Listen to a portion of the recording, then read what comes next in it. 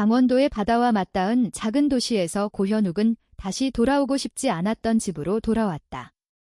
장례식이 끝난 지 며칠 되지 않은 시점이었고 그 집안에는 오랫동안 쌓여있던 시간과 해결되지 않은 문제들이 그대로 남아있었다. 아버지 고선재가 세상을 떠났다는 사실보다 더 무겁게 남은 것은 그가 평생을 쏟아부었던 삶이 무엇이었는지 끝내 이해하지 못했다는 감정이었다. 고선재는 지역기록보관소에서 수십 년 동안 일해온 사람이었다. 행정문서와 오래된 기록들을 다루는 일을 평생 반복해왔지만 마을 사람들에게 그는 그저 괴짜로 알려져 있었다. 가족보다 기록을 더 중요하게 여겼고 현실보다 과거에 더 집착하는 사람이라는 평가가 따라다녔다. 현욱에게 아버지는 늘 멀리 있는 존재였다.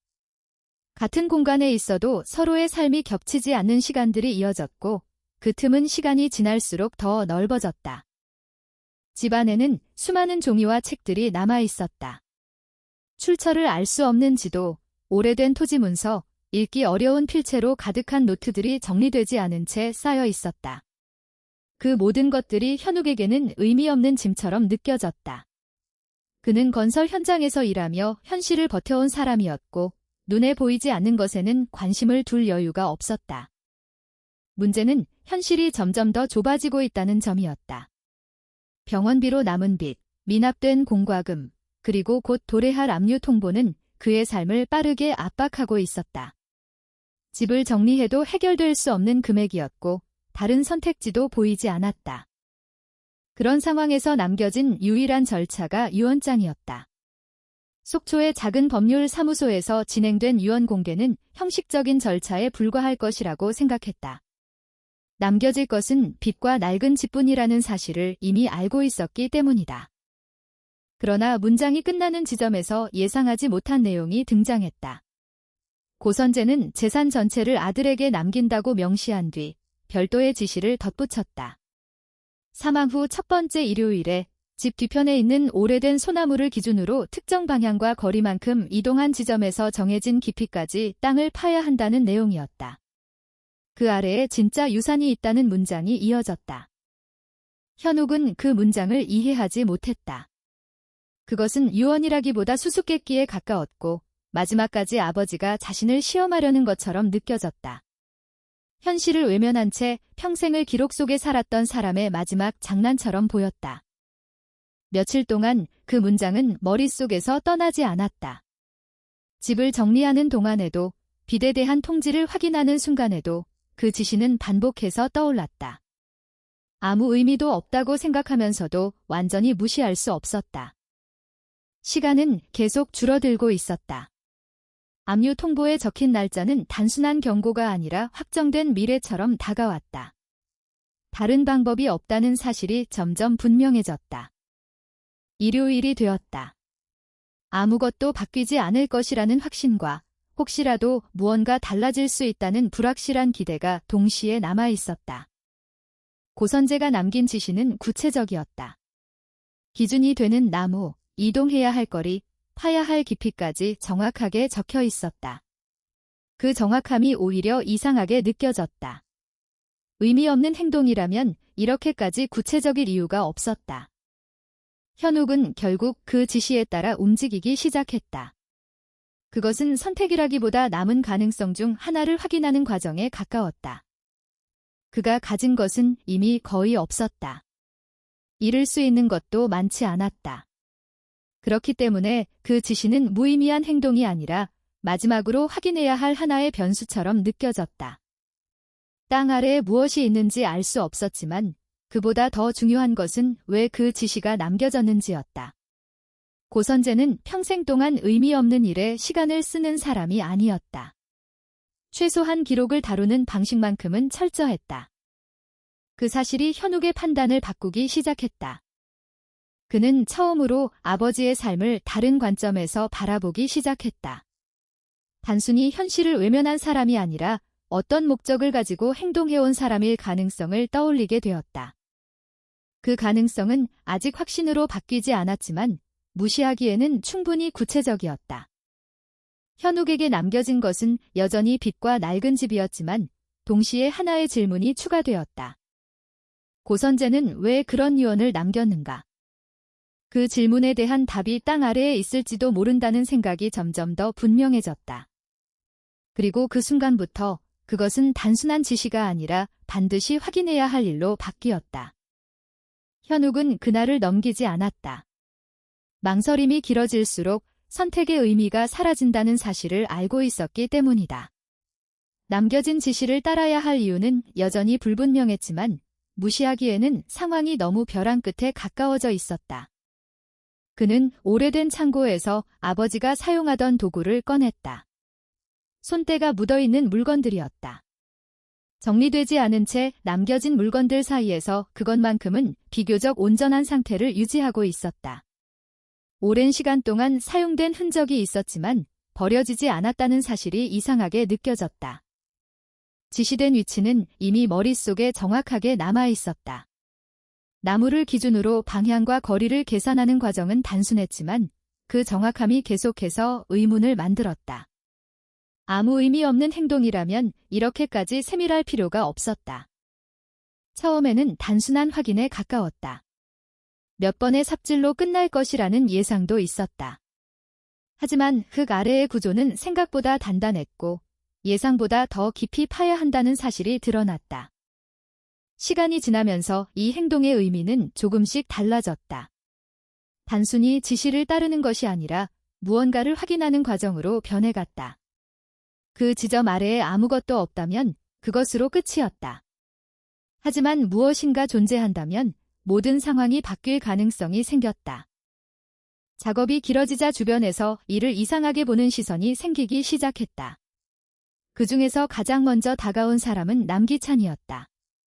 현욱과 오랜 시간 알고 지낸 유일한 사람이었다.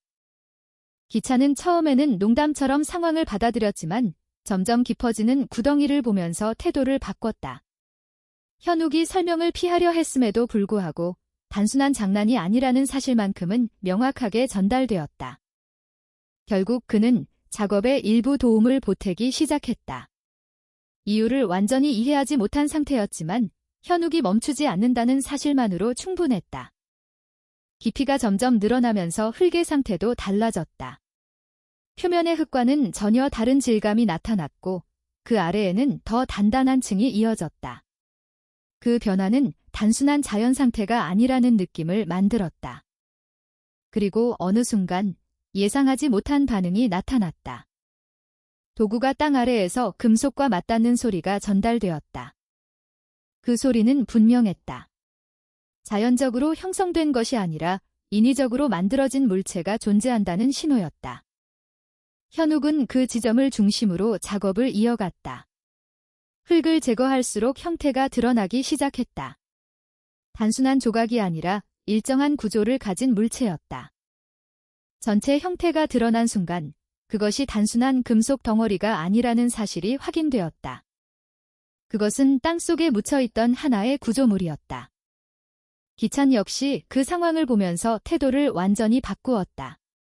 농담은 사라졌고 현실적인 판단이 필요하다는 인식이 자리 잡았다. 문제는 그것을 어떻게 처리할 것인가였다. 깊이와 무게를 고려했을 때 단순한 방법으로는 밖으로 꺼낼 수 없는 상태였다. 도구만으로 해결하기에는 한계가 명확했다. 두 사람은 추가적인 방법을 사용하기로 결정했다. 차량과 도구를 이용해 구조물을 끌어올리는 방식이었다. 여러 번의 시도 끝에 그것은 지면 위로 올라왔다. 형태는 예상보다 컸다. 그리고 그것이 무엇인지도 명확해졌다. 오래된 금속 재질이 금고였다. 표면은 부식되어 있었지만 구조는 여전히 유지되고 있었다. 단순한 상자가 아니라 외부 충격과 시간에 견딜 수 있도록 만들어진 물체였다. 그 사실 하나만으로도 의미는 충분했다.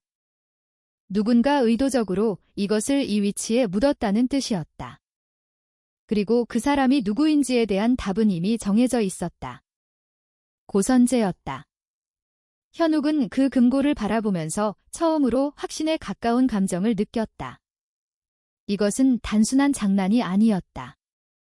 문제는 그 안에 무엇이 들어있는가였다. 금고의 상태는 쉽게 열 수 있는 수준이 아니었다.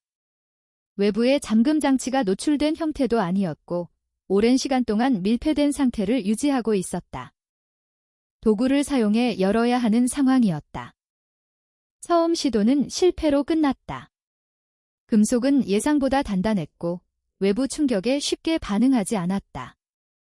기찬이 보다 강한 도구를 사용해 다시 시도했다. 여러 번의 반복 끝에 금속의 일부가 변형되기 시작했다. 그리고 어느 순간 내부와 연결되는 틈이 만들어졌다. 그 틈은 점점 넓어졌고 결국 금고의 구조가 무너지면서 내부가 드러났다. 현욱은 그 순간을 기다리고 있었다. 그 안에 무엇이 들어있는지에 따라 모든 것이 결정될 수 있었다. 현실적인 기대는 분명했다. 돈, 귀금속, 혹은 즉시 가치로 환산할 수 있는 자산. 그것이 아니라면 이 모든 과정은 아무 의미도 없게 된다. 금고가 완전히 열렸을 때 내부는 예상과 전혀 다른 상태였다.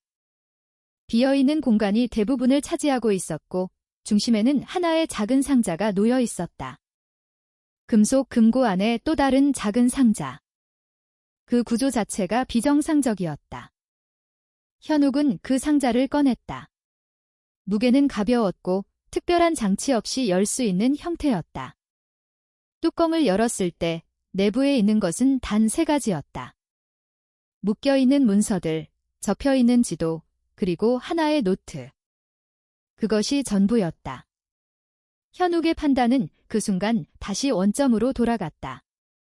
금고의 규모와 상태를 고려했을 때 그 안에 들어있는 것이 이 정도라면 그것은 기대와 전혀 맞지 않는 결과였다.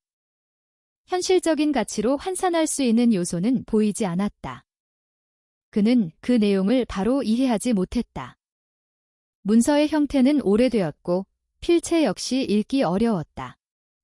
지도는 현재의 지형과 일치하지 않는 구조를 가지고 있었다. 노트는 글자로 가득했지만 맥락을 바로 파악하기 어려운 상태였다. 이 모든 것이 의미를 가지기 위해서는 추가적인 해석이 필요했다. 그러나 그 순간의 감정은 단순했다. 실망이었다. 현욱은 하루의 시간을 이 작업에 사용했고 그 결과는 현실을 바꿀 수 있는 요소가 아니었다. 빚은 그대로 남아있었고 압류 일정도 변하지 않았다. 금고는 단지 또 다른 문제를 추가했을 뿐이었다. 기찬 역시 명확한 판단을 내리지 못했다. 하지만 한 가지 사실만큼은 두 사람 모두 인식하고 있었다. 이것은 우연이 아니라는 점이었다. 고선재는 이 금고를 숨겼고 특정한 방식으로 발견되도록 만들었다. 그리고 그 안에는 지금까지 이해되지 않은 무언가가 남겨져 있었다. 현욱은 상자를 닫았다. 그 순간 이 일이 끝난 것이 아니라 이제 시작되었다는 감각이 처음으로 명확하게 자리 잡았다. 현욱은 그날 이후로 상자를 바로 열어보지 않았다. 단순한 종이 묶음일 가능성이 더 크다고 판단했기 때문이다. 그러나 시간이 지나면서 그 안에 들어있는 것들이 단순한 기록 이상의 의미를 가질 수 있다는 생각이 점점 더 강해졌다. 금고의 규모와 보관 방식, 그리고 그것이 땅속 깊이 묻혀 있었다는 사실은 하나의 전제를 만들었다. 고선재는 이 물건을 숨겼고 동시에 반드시 발견되기를 원했다. 현욱은 결국 상자를 다시 꺼냈다. 처음과 달리 이번에는 내용을 이해하려는 목적이 분명했다. 문서들은 오래된 가죽끈으로 묶여 있었다. 종이의 상태는 낡아 있었지만 보존 상태는 비교적 양호했다. 단순한 개인 기록이 아니라 공식적인 형식을 갖춘 문서들이었다. 그러나 내용은 쉽게 읽히지 않았다. 한글이 아닌 오래된 표기와 행정문서, 특유의 구조가 혼합되어 있었기 때문이다. 지도 역시 현재의 지형과 일치하지 않는 형태였다. 도로의 위치와 구획이 다르고 일부 지역은 존재하지 않는 것처럼 표시되어 있었다. 가장 읽을 수 있는 것은 노트였다. 고선재의 필체로 작성된 기록이었다. 그 노트는 일기 형식이 아니었다. 감정이나 개인적인 사건이 아니라 특정한 사실을 추적하기 위한 기록에 가까웠다. 날짜와 출처, 참조된 문서의 위치, 그리고 반복적으로 등장하는 몇 개의 이름이 중심을 이루고 있었다. 현욱은 처음으로 그 이름들을 인식하기 시작했다. 지역에서 오래전부터 영향력을 유지해온 몇몇 가문들이었다. 그 중에서도 반복적으로 등장하는 이름이 하나 있었다. 장씨 가문이었다. 노트의 후반부로 갈수록 기록은 점점 더 집요해졌다. 동일한 사건을 여러 번 다른 방식으로 분석한 흔적이 남아 있었고, 특정 시점에 대한 집중적인 추적이 이어졌다. 그 시점은 약 100년 전으로 거슬러 올라갔다. 현욱은 그 기록을 이해하기 위해 외부의 도움이 필요하다는 결론에 도달했다. 혼자서 해석하기에는 정보의 범위와 깊이가 너무 컸다. 그가 떠올린 사람은 한 명뿐이었다. 이정임이었다. 도서관에서 오랫동안 근무해온 연구자였고, 지역의 역사에 대해 가장 많은 정보를 가진 인물이었다. 고선재와도 어느 정도 연결이 있었던 사람으로 알려져 있었다. 현욱은 상자를 들고 도서관으로 향했다. 정임은 그의 이야기를 끝까지 들었다. 질문을 던지지 않았고 판단을 먼저 내리지도 않았다. 상자를 열고 문서를 확인하는 순간까지 표정은 거의 변하지 않았다. 그러나 첫 번째 문서를 펼친 이후 반응이 달라졌다. 그녀는 문서를 한 장씩 넘기면서 내용을 확인했고 중간에 멈추는 순간이 점점 길어졌다. 단순한 자료 검토가 아니라 어떤 사실을 재확인하는 과정처럼 보였다. 정임은 결국 한 문장을 짚었다. 그 문서는 단순한 계약서가 아니었다. 그것은 이 지역의 최초 토지 소유권을 명시한 공식 기록이었다. 현욱은 그 의미를 바로 이해하지 못했다. 그러나 정임은 그 문서의 가치를 명확하게 설명했다. 현재 행정 기록에 따르면 이 지역의 초기 토지 문서는 오래전 화재로 모두 소실된 것으로 되어 있었다. 하지만 지금 손에 들고 있는 문서는 그 이전의 원본이었다. 그 사실 하나만으로도 모든 전제가 흔들리기 시작했다. 정임은 다른 문서들을 이어서 확인했다. 각 문서는 서로 연결되어 있었고 특정한 구조를 형성하고 있었다. 단순한 개별 기록이 아니라 하나의 체계적인 데이터였다. 그 데이터는 한 가지 방향을 가리키고 있었다. 토지의 원래 소유 구조였다. 현욱은 지도와 현재의 행정구획을 비교했다. 그 차이는 명확했다. 현재는 장씨 가문이 대부분의 핵심 지역을 소유하고 있었지만 문서에 따르면 그 구조는 원래 전혀 달랐다. 여러 가문이 분산하여 소유하고 있었고 특정 지역은 고선재의 가문과 직접적으로 연결되어 있었다. 문제는 그 변화가 언제 발생했는가였다. 정임은 노트의 후반부를 가리켰다. 거기에는 하나의 사건이 반복적으로 등장하고 있었다. 행정 건물 화재. 공식 기록에서는 단순한 사고로 처리된 사건이었다. 그러나 노트에 기록된 내용은 전혀 달랐다. 화재의 원인에 대한 의문, 현장 기록의 불일치, 그리고 특정 인물의 이름이 반복적으로 등장하고 있었다. 그 인물은 당시 사건을 조사했던 인물이었고 이후 기록에서 갑자기 사라졌다. 노트에는 그 인물의 진술이 따로 존재한다는 내용이 적혀 있었다. 그러나 그 진술은 공식 기록에 포함되어 있지 않았다. 의도적으로 제거되었을 가능성이 있었다. 정임은 노트를 덮지 않았다. 그녀는 마지막 부분을 천천히 읽어 내려갔다. 거기에는 하나의 결론이 적혀 있었다. 화재는 사고가 아니라 계획된 사건일 가능성이 높다는 문장. 그리고 그 사건 이후 토지 소유 구조가 완전히 재편되었다는 분석. 현욱은 그 문장을 이해하는 데 시간이 필요했다. 그것은 단순한 과거의 사건이 아니라 현재까지 이어지는 구조의 시작점이었다. 장씨 가문의 부와 영향력 역시 그 시점 이후 형성되었다는 의미였다. 정임은 문서를 다시 정리했다. 그녀는 이 자료가 단순한 역사 기록이 아니라 하나의 사건 증거로 작용할 수 있다는 점을 분명히 인식하고 있었다. 현욱 역시 같은 결론에 도달했다. 이것은 단순한 과거가 아니었다. 현재와 직접적으로 연결된 문제였다. 그리고 그 중심에는 장씨 가문이 있었다. 고선재가 평생 동안 추적해온 대상도 바로 그것이었다.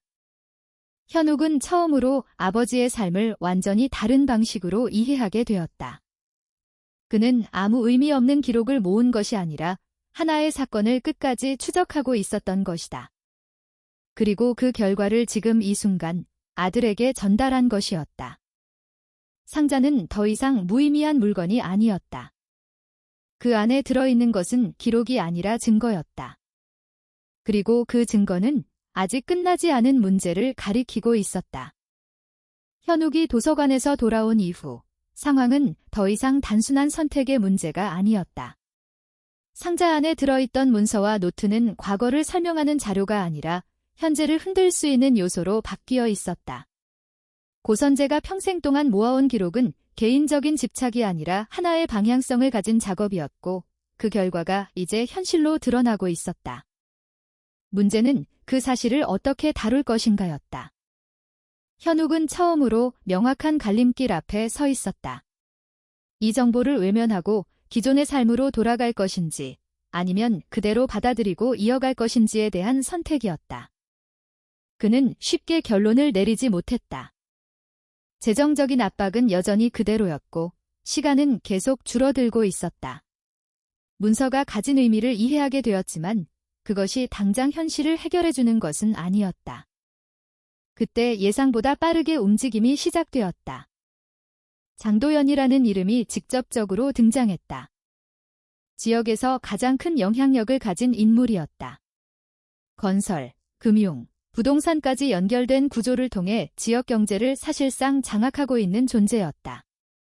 그의 이름은 단순한 개인이 아니라 하나의 시스템을 의미했다.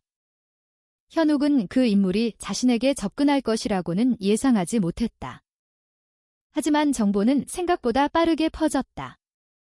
도서관에서의 기록 확인, 일부 문서의 존재, 그리고 과거와 현재를 연결하는 내용은 누군가를 통해 전달되었을 가능성이 높았다. 장도연은 직접 찾아왔다. 그 접근 방식은 매우 정교했다. 그는 이 상황을 갈등으로 만들지 않았다. 오히려 협력의 형태로 제시했다. 고선재가 남긴 자료를 보존하기 위해 필요한 절차를 설명했고 그 과정에서 개인이 감당하기 어려운 부분을 대신 처리해 줄 수 있다는 논리를 제시했다. 그 제안에는 금액이 포함되어 있었다. 단순한 보상이 아니라 현욱의 현재 상황을 완전히 바꿀 수 있는 수준이었다. 그 금액은 계산이 필요 없는 숫자였다.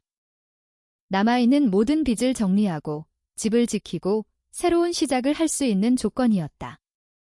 그것은 단순한 거래가 아니라 선택을 요구하는 방식이었다. 현욱은 그 제안을 듣는 동안 그것이 무엇을 의미하는지 정확하게 이해하고 있었다. 문서를 넘기는 순간 모든 것은 끝난다. 고선재가 남긴 기록은 사라지고 그가 평생 동안 쌓아온 모든 과정도 함께 정리된다. 그리고 이 문제는 더 이상 존재하지 않는 일이 된다. 그 대신 현욱의 삶은 완전히 안정된다.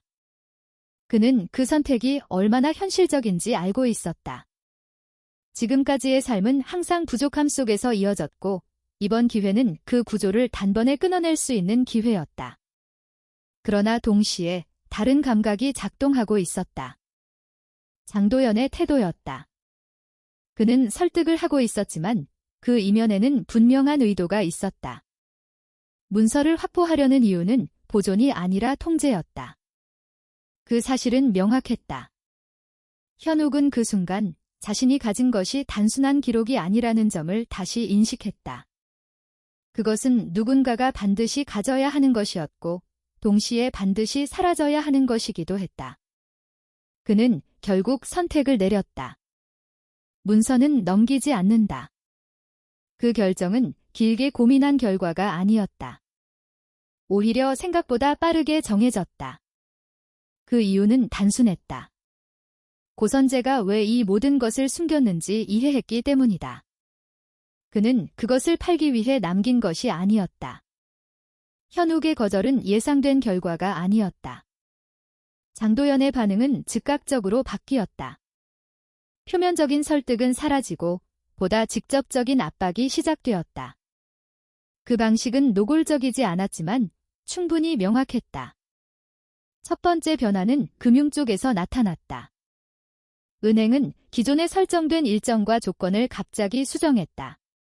상환 기한이 앞당겨졌고 추가적인 검토가 필요하다는 이유로 압류 절차가 가속되었다. 두 번째는 행정적인 부분이었다. 그동안 문제로 지적되지 않았던 사항들이 한꺼번에 등장했다.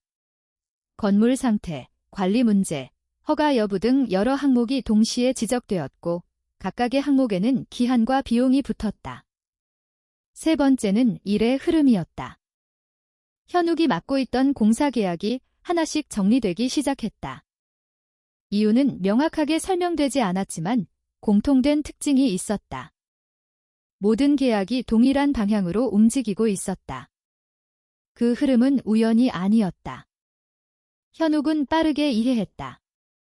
이것은 개인에 대한 대응이 아니라 시스템이 작동하고 있는 상황이었다. 장도연이라는 개인이 직접 움직이는 것이 아니라 그가 가진 구조가 반응하고 있었다. 그 구조 안에서 현욱은 점점 고립되고 있었다. 주변의 반응도 변했다.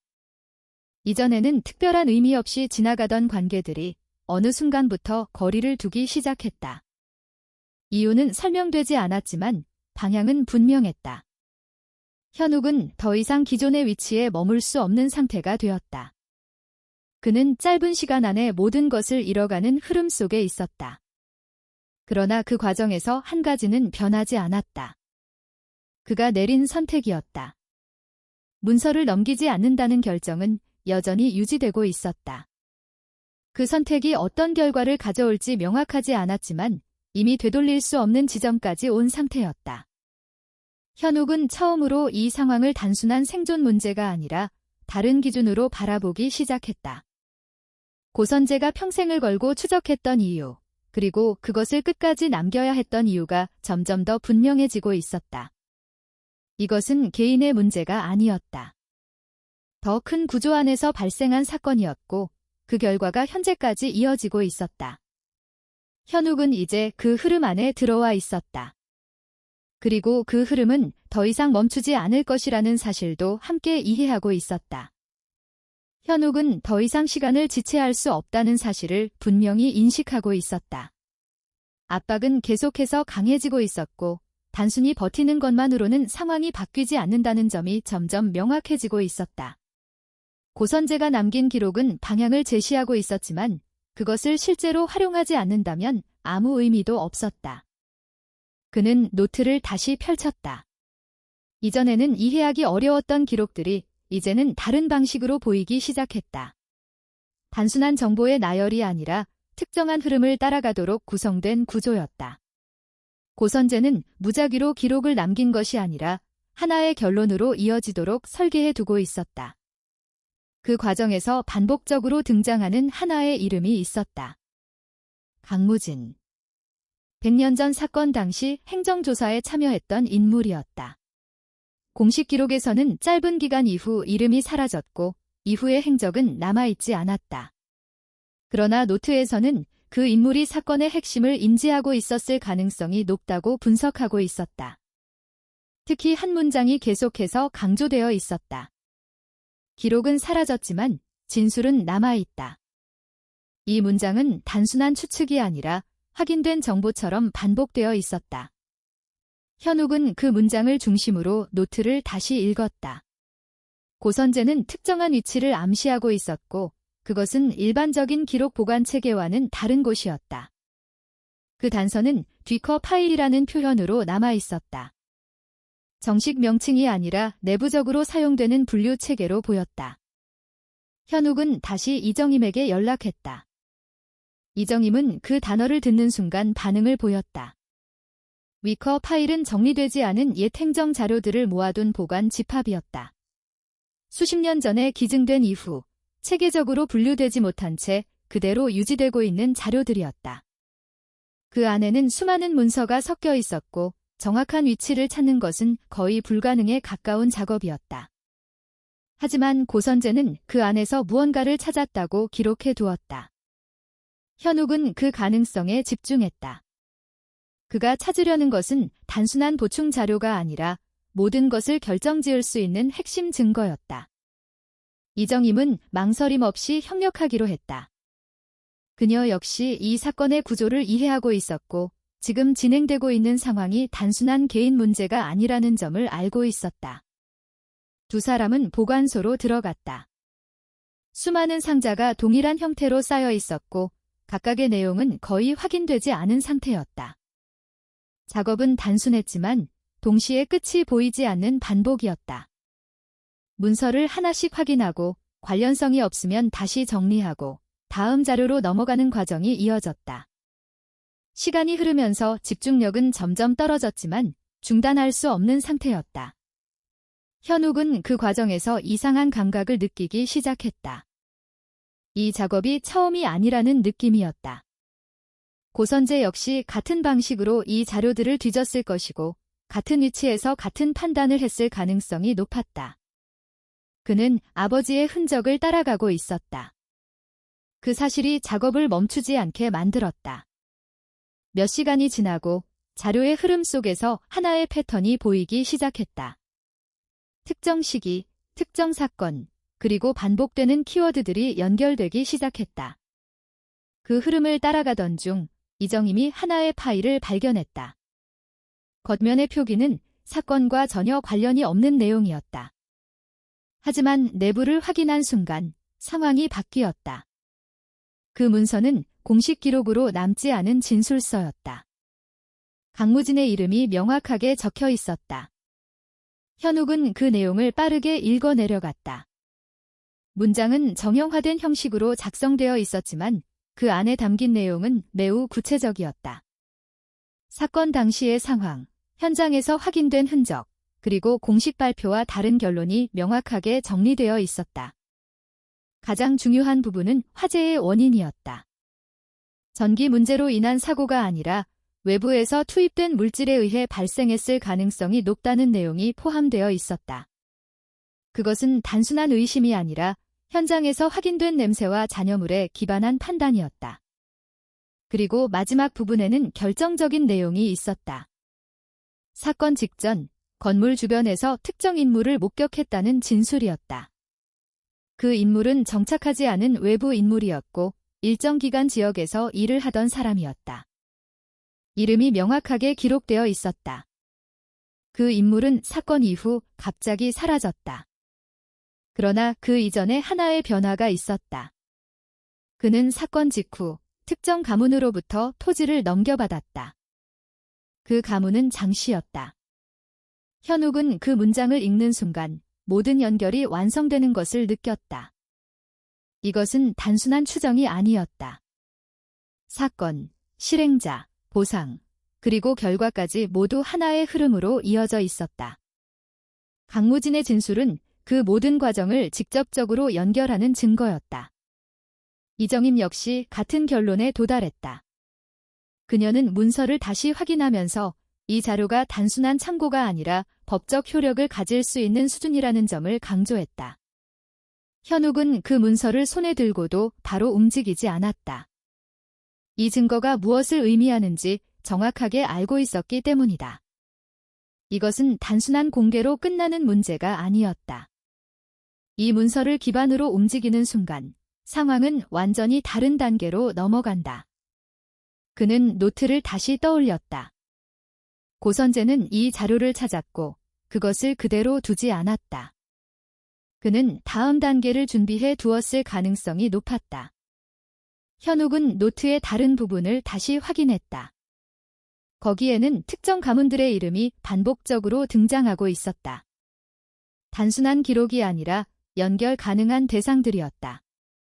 그는 그 이름들을 기준으로 움직이기 시작했다. 직접적인 접근이 아니라 조심스럽게 확인하는 방식이었다. 각 가문은 서로 다른 반응을 보였다. 일부는 이미 오래전부터 비슷한 의심을 가지고 있었고 일부는 전혀 알지 못했던 사실에 충격을 받았다. 그러나 공통된 반응이 하나 있었다.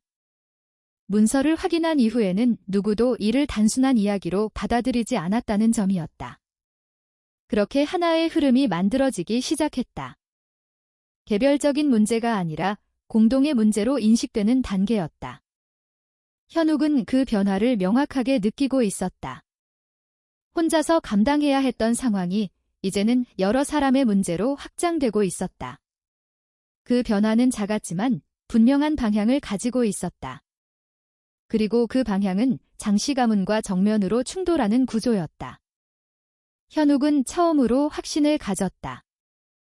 이 싸움은 피할 수 없는 단계로 들어갔다는 사실을. 현욱은 더 이상 기다릴 수 없다는 결론에 도달하고 있었다. 강무진의 진술서와 고선재가 남긴 기록, 그리고 각 가문에서 확인된 사실들이 하나의 방향으로 수렴하고 있었지만 그 모든 것은 아직 공개되지 않은 상태였다. 문제는 시간이 아니라 먼저 움직이는 쪽이 누구인가였다. 장도연 측이 이미 상황을 인지하고 있다는 점은 분명했다. 압박은 멈추지 않았고 오히려 더 정교해지고 있었다. 단순한 경제적 차단을 넘어서 정보의 흐름 자체를 통제하려는 움직임이 느껴지고 있었다. 현욱은 방향을 바꿨다. 더 이상 방어적인 태도로는 유지할 수 없다는 판단이었다. 그는 자료의 일부를 외부로 분산시키기로 결정했다. 원본은 그대로 유지하되 내용이 담긴 복제본을 여러 경로로 보관하는 방식이었다. 이 과정은 단순한 대비가 아니라 이후의 움직임을 위한 준비였다. 기찬과 함께 계획을 세웠다. 가장 중요한 자료는 별도의 장소에 보관하고 외부에서 접근 가능한 형태로 일부를 정리했다. 동시에 원본이 집에 있는 것처럼 보이도록 위장하는 작업도 진행되었다. 이것은 상대의 움직임을 유도하기 위한 선택이었다. 현욱은 장도연이 직접 나서지 않을 것이라는 점을 알고 있었다. 대신 다른 경로를 통해 자료를 확보하려 할 가능성이 높았다.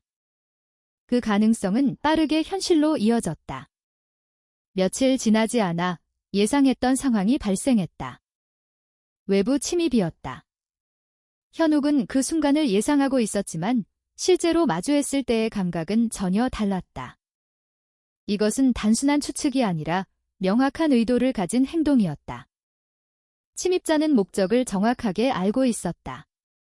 불필요한 이동 없이 바로 특정 위치로 향했고 그 안에 있는 물건만을 확보하려 했다. 그 행동은 우연이 아니라 사전에 전달된 정보에 기반한 것이었다. 현욱은 그 장면을 직접 확인하지 않았다. 대신 기록 장치를 통해 전체 과정을 확보하는 방식이었다. 모든 움직임은 예상대로 진행되었다. 침입자는 준비된 위치에서 상자를 확보했고 지체 없이 이탈했다. 그 과정에서 단 한 번의 실수도 없었다. 하지만 그 완벽함이 오히려 결정적인 단서를 남겼다. 기록 장치에는 얼굴의 일부가 노출된 순간이 포착되어 있었다. 그 인물은 지역에서 이미 알려진 존재였다. 장씨 계열 사업과 연결된 인물이었고 특정 현장에서 반복적으로 등장했던 사람이었다. 현욱은 그 장면을 확인하는 순간 모든 준비가 끝났다는 것을 인식했다. 이것은 단순한 침입 사건이 아니었다. 명확한 연결고리를 만들어내는 증거였다. 그는 다음 단계를 지체하지 않았다. 지역회의 일정이 예정되어 있었고 장도연이 직접 참여하는 자리였다. 공식적인 안건은 개발 계획과 관련된 내용이었지만 현욱에게는 다른 의미를 가지는 자리였다. 그는 그 회의에 참석했다. 처음에는 아무도 그의 존재를 특별하게 인식하지 않았다. 그러나 그가 발언을 요청하는 순간 분위기가 바뀌었다. 현욱은 준비된 순서대로 정보를 정리했다. 고선재가 남긴 기록, 발견된 문서, 강무진의 진술, 그리고 토지 소유 구조의 변화까지. 각 내용은 독립적인 사실이 아니라 하나의 흐름으로 연결되어 있었다. 처음에는 일부가 의심으로 받아들여졌지만 자료가 이어질수록 그 반응은 점점 달라졌다. 그리고 마지막으로 기록 장치에 저장된 영상을 공개했다. 화면에는 침입의 전 과정이 그대로 담겨 있었다. 목적, 이동 경로, 확보 대상, 그리고 이탈까지. 그리고 결정적인 장면이 이어졌다. 얼굴이 노출된 순간이었다. 그 인물의 정체를 모르는 사람은 거의 없었다. 그가 누구와 연결되어 있는지도 명확했다. 그 장면 하나로 모든 흐름이 바뀌었다. 회의장은 더 이상 기존의 안건을 유지할 수 없는 상태가 되었다. 현욱은 추가적인 설명을 하지 않았다. 이미 충분한 정보가 공개된 상태였고 그 이상은 필요하지 않았다. 장도연은 즉각적으로 반응하지 않았다. 그러나 그 침묵 자체가 의미를 가지고 있었다. 지금까지 유지해온 구조가 흔들리고 있다는 사실을 부정할 수 없는 상황이었다. 현욱은 그 자리를 벗어나지 않았다. 그는 이 상황이 단순한 시작이라는 점을 알고 있었다. 공개된 정보는 되돌릴 수 없는 상태가 되었고 이제는 다른 기관이 움직일 차례였다. 그날 이후 흐름은 빠르게 변하기 시작했다. 정보는 외부로 확산되었고 기존의 구조는 더 이상 내부에서만 유지될 수 없게 되었다. 현욱은 처음으로 명확하게 느꼈다. 이 싸움이 개인의 영역을 벗어났다는 사실을. 그리고 그 중심에 자신이 서 있다는 점도 함께 이해하고 있었다. 현욱이 공개한 자료와 영상은 예상보다 빠르게 외부로 확산되었다. 단순한 지역 문제로 남아있던 사안은 더 이상 내부에서 조정할 수 있는 수준을 넘어섰다. 영상 속 인물의 정체가 명확하게 드러난 순간부터 사건은 개인 간의 갈등이 아니라 조직적인 개입이 의심되는 범위로 확장되었다. 수사기관은 즉각적으로 움직였다. 침입 사건 자체만으로도 충분한 사유가 되었고 영상에 담긴 내용은 그 근거를 강화하는 역할을 했다.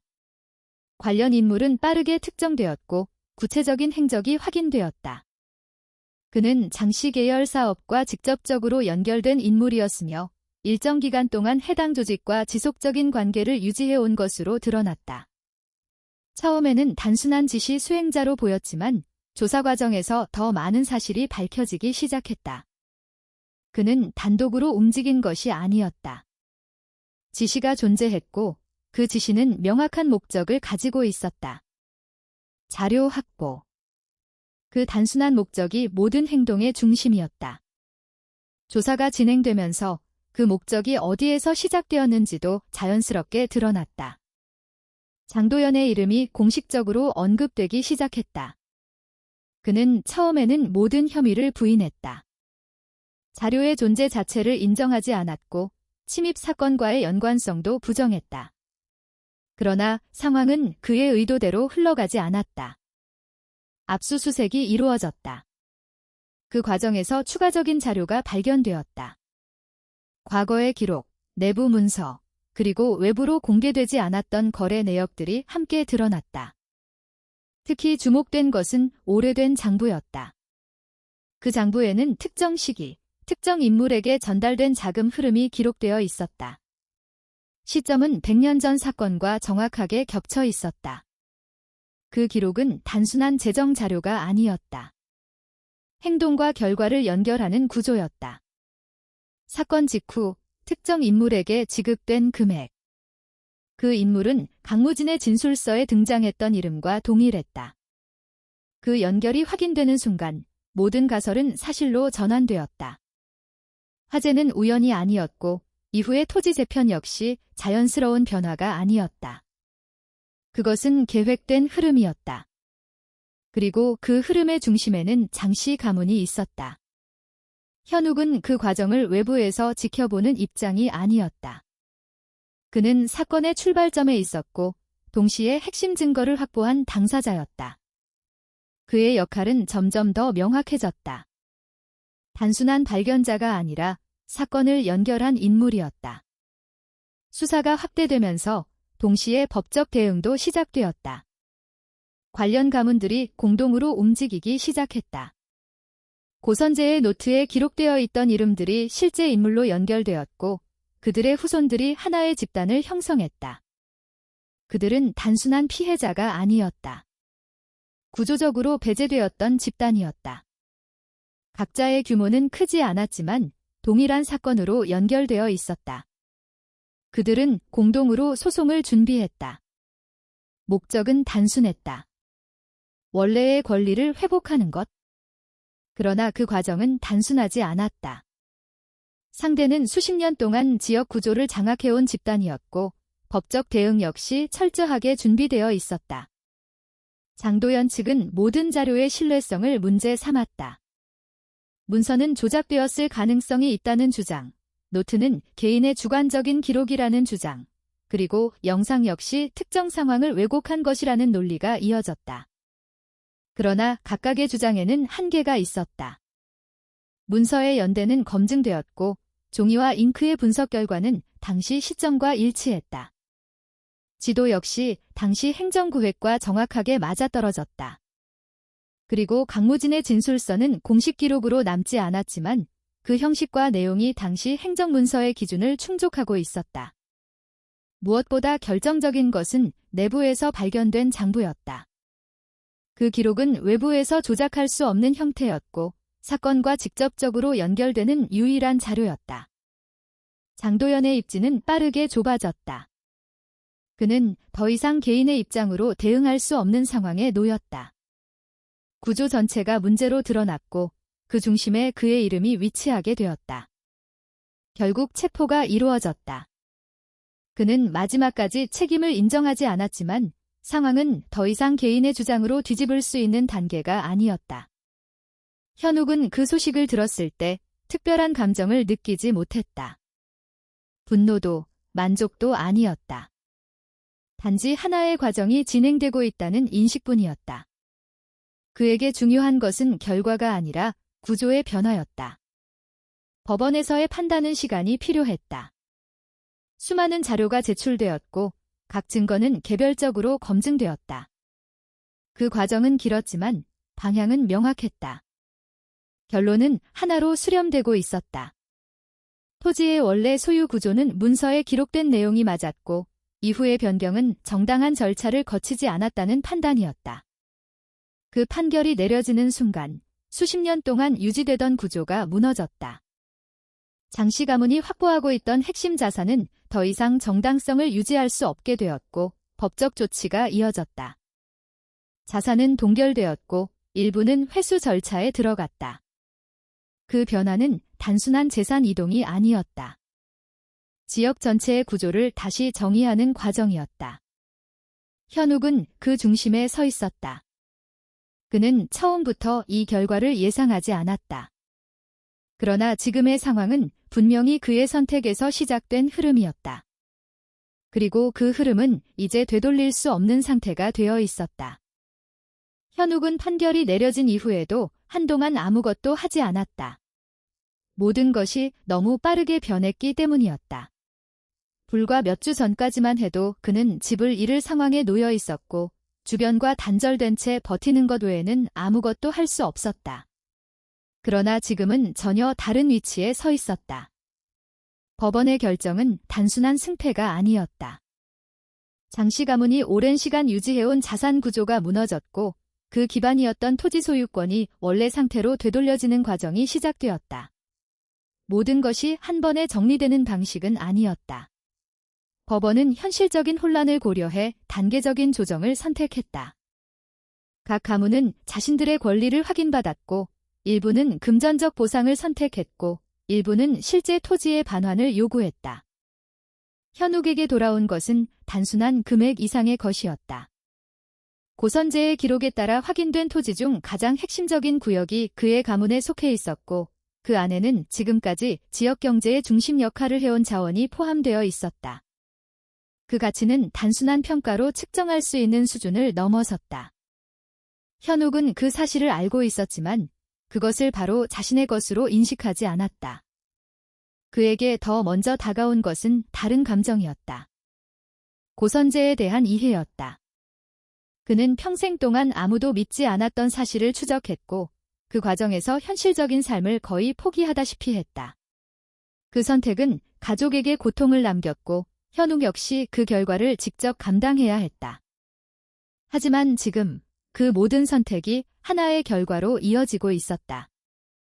현욱은 처음으로 아버지를 단순한 실패자가 아니라 끝까지 포기하지 않은 사람으로 받아들이게 되었다. 그 변화는 단순한 감정이 아니라 행동으로 이어졌다. 그는 먼저 집에 남아있던 모든 자료를 다시 정리했다. 고선재가 남긴 기록은 단순한 개인의 유산이 아니라 이 지역의 역사 그 자체였다. 그는 그것을 외부에 공개하기로 결정했다. 도서관과 협력해 자료를 보존하고 누구나 접근할 수 있는 형태로 정리하는 작업이 시작되었다. 이정임은 그 과정의 중심에 있었고 현욱은 그 모든 흐름을 직접 관리했다. 그 다음 선택은 더 중요했다. 토지와 자산을 어떻게 사용할 것인가였다. 그것은 개인의 선택으로 끝낼 수 있는 문제가 아니었다. 현욱은 관련 가문들과 다시 모였다. 각자의 입장은 달랐지만 하나의 공통된 질문이 있었다. 이것을 다시 누군가의 것으로 만들 것인가, 아니면 모두의 것으로 만들 것인가? 현욱은 그 질문에 대한 답을 이미 가지고 있었다. 그는 자산을 개인의 소유로 유지하지 않기로 결정했다. 대신 공동관리 구조를 제안했다. 각 가문이 참여하는 형태로 자산을 운영하고 수익은 다시 지역으로 환원하는 방식이었다. 처음에는 쉽게 받아들여지지 않았다. 오랜 시간 동안 빼앗긴 것을 되찾은 상황에서 그것을 다시 나누는 선택은 단순하지 않았다. 그러나 시간이 지나면서 그 선택의 의미가 점점 명확해졌다. 이것은 단순한 보상이 아니라 구조를 바꾸는 일이었다. 결국 합의가 이루어졌다. 자산은 공동기금으로 전환되었고 운영 방식 역시 투명하게 공개되었다. 현욱은 그 과정에서 중심 역할을 맡았지만 권한을 독점하지 않았다. 그는 오히려 권한을 나누는 방향을 선택했다. 그 결정은 많은 사람들에게 낯선 방식이었지만 동시에 필요한 방식이기도 했다. 시간이 흐르면서 변화는 점점 구체화되었다. 지역의 구조는 이전과 전혀 다른 방향으로 움직이기 시작했다. 기존에는 특정 가문에 집중되어 있던 권력과 자원이 분산되었고 새로운 형태의 협력이 만들어졌다. 현욱은 그 변화를 직접 보고 있었다. 그리고 그 변화가 단순히 외부에서 만들어진 것이 아니라 내부에서 시작된 것이라는 사실도 알고 있었다. 그 중심에는 고선재가 있었다. 그는 이 결과를 보지 못한 채 세상을 떠났지만 그의 선택은 결국 이 지점까지 이어졌다. 현욱은 어느 순간 그 사실을 받아들이게 되었다. 그는 더 이상 과거를 부정하지 않았다. 오히려 그 과거가 지금의 자신을 만든 요소라는 것을 인정하게 되었다. 집은 그대로 유지되었다. 수리가 진행되었고 이전과는 다른 의미를 가지는 공간으로 바뀌었다.